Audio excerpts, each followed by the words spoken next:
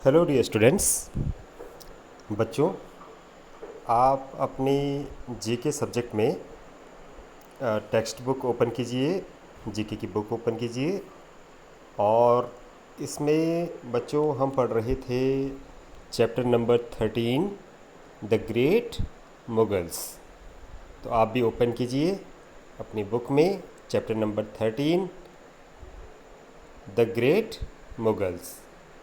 तो अभी तक के वीडियोज़ में हम बाबर के बारे में पढ़ चुके हैं और हुमायूं के बारे में पढ़ चुके हैं। बाबर के बेटे थे हुमायूं, ठीक है। और अब हम पढ़ेंगे हुमायूं के बेटे अकबर के बारे में। तो बच्चों, अकबर एक काफ़ी प्रोग्रेसिव नेचर के, यानी कि विकासशील, जिन्होंने देश में, भारत देश में उन्होंने राज्य किया, मुग़ल जो डायनेस्टी थी उनकी, उसी को आगे बढ़ाया। लेकिन बहुत सारे सुधार उन्होंने देश के बीच किए, ठीक है। तो आप स्टार्ट कीजिए। देखिए, जहाँ हम पढ़ रहे हैं आप भी फिंगर रखिए पहली लाइन पर और मेरे साथ साथ पढ़ते रहिए। Akbar was born as Abul Fath Jalal uddin Muhammad. तो आपको जलालुद्दीन मोहम्मद याद रखना है। इनका नाम जलाल उद्दीन मोहम्मद इनका पूरा नाम था। एट द अमरकोट फोर्ट इन सिंध, सिंध प्रदेश है भारत और पाकिस्तान के बीच में। और कब इनका बर्थ हुआ था, इनका जो जन्म है वो हुआ था अक्टूबर 1542। यहाँ देखिए शुरू में भी लिखा हुआ है 1542 में ये पैदा हुए थे, इनका बर्थ हुआ था। To Humayun and his wife Hamida Banu Begum. और इनके फादर का नाम, जैसे कि मैंने बताया, हुमायूं थे। ये हुमायूं के बेटे थे। और इनकी माँ का नाम क्या था? Hamida Banu Begum. He never learn to read and write. Akbar ने कभी लिखना और पढ़ना नहीं सीखा। He never learned to read and write.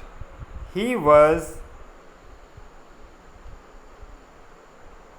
crowned as the third emperor of the Mughals dynasty। और उन्हें जो मुग़ल डायनेस्टी थी, मुग़ल सल्तनत जो थी इनकी, अकबर की, उनके फादर की, फोर फादर की, तो उसका उन्हें ताज संभालने को दिया गया। क्राउन, देखिए क्राउन का मतलब होता है कि उन्हें ताज सौंपा गया। क्राउन का मतलब होता है जो सर पे ताज पहनते हैं जो राजा लोग, तो क्राउंड लिखा है यहाँ पे, यानी कि उनको उनकी ताजपोशी कर दी गई। कब?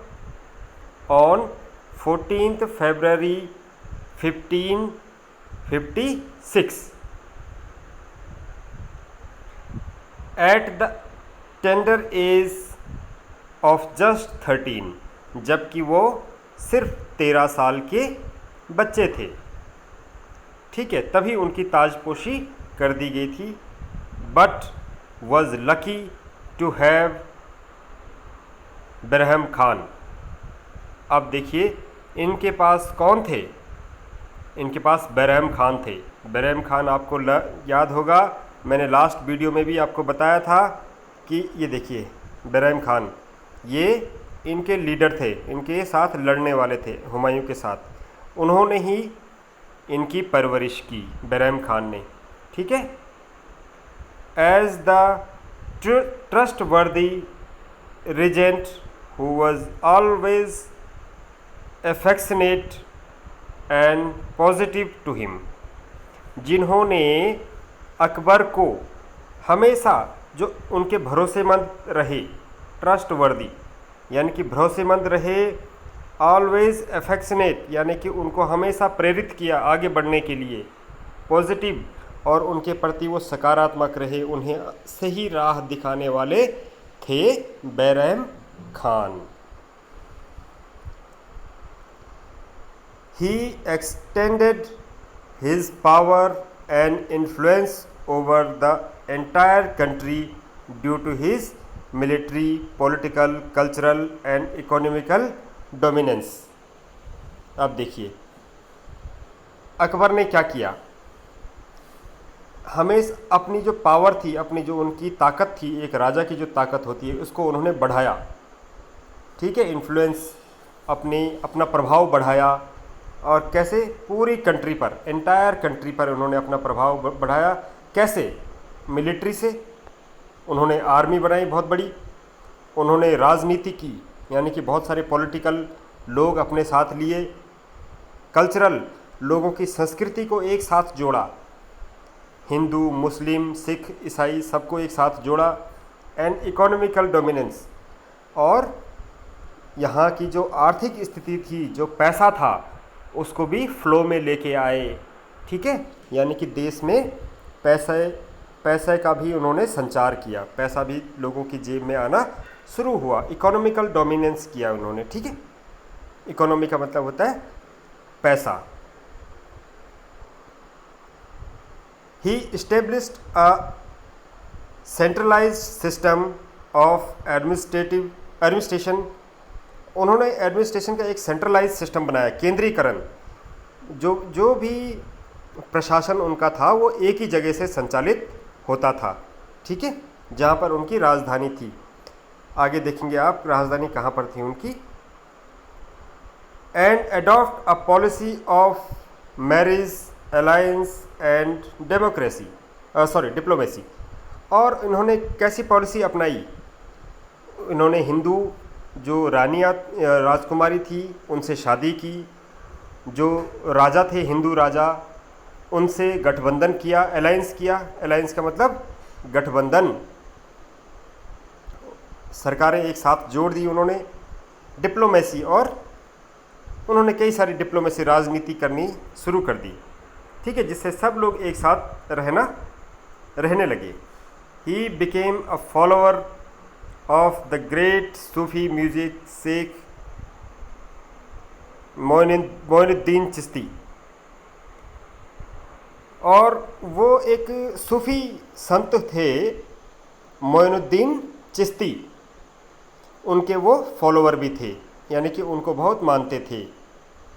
And made several pilgrimages to his shrine at Ajmer. और अजमेर में कई सारे उन्होंने तीर्थ स्थल भी बनाए, पिलग्रिमेज यानी कि तीर्थ स्थल।